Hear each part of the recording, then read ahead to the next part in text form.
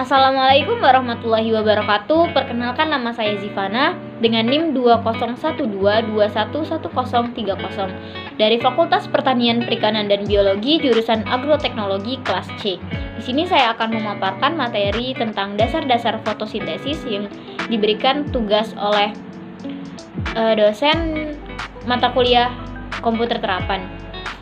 Nah, di sini saya akan menjelaskan apa itu dasar-dasar dari fotosintesis. Sebelumnya, kita harus mengetahui apa arti dari fotosintesis. Nah, apa sih yang dimaksud dengan fotosintesis? Fotosintesis berasal dari kata foton yang berarti cahaya dan sintesis yang berarti penyusunan. Fotosintesis merupakan peristiwa penyusunan zat organik gula dari zat anorganik air karbon dioksida dengan pertolongan energi cahaya matahari. Nah, di dalam dasar-dasar fotosintesis yang saya akan jelaskan itu terdapat 5 dasar. Yang pertama adalah pencerahan cahaya. Fotosintesis mulai dengan pencerahan cahaya oleh pigmen hijau pada tanaman yang dimaksud atau yang kita sebut sebagai klorofil. Pigmen ini melekat pada protein yang ditemukan di thylakoid kloroplas. Nah, yang kedua itu transfer elektron. Transfer elektron terjadi melewati rantai molekul transfer elektron di membran thylakoidnya, bergerak maju dari akseptor elektron utama hingga mencapai akseptor elektron terakhir, yang biasanya terdapat NADP+ dalam proses transfer elektron.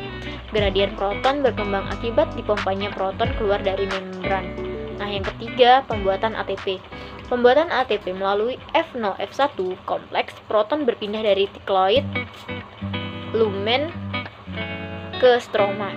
Proses ini menghasilkan ATP dari ADP dan PI, mirip seperti dihasilkannya ATP dalam rantai transfer elektron. Nah, yang keempat itu adalah fiksasi karbon. Fiksasi karbon, NADP dan ATP yang dihasilkan di tahap 2 dan 3 berfungsi sebagai sumber energi untuk fiksasi karbon.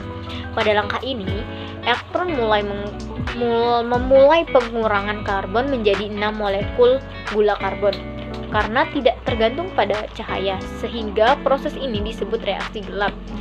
Berbeda dengan langkah sebelumnya yang mengandalkan energi cahaya yang disebut reaksi terang.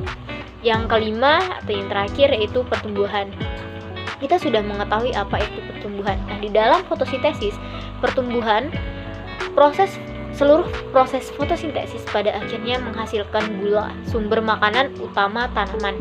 Hasil sampingan ini memungkinkan tanaman untuk tumbuh dari segi struktur fisik termasuk perambatan akar-akarnya. Sekian dari saya tentang dasar-dasar fotosintesis, bagaimana tanaman bisa membuat makanannya sendiri. Wabillahi taufiq wal hidayah. Wassalamualaikum warahmatullahi wabarakatuh. Terima kasih.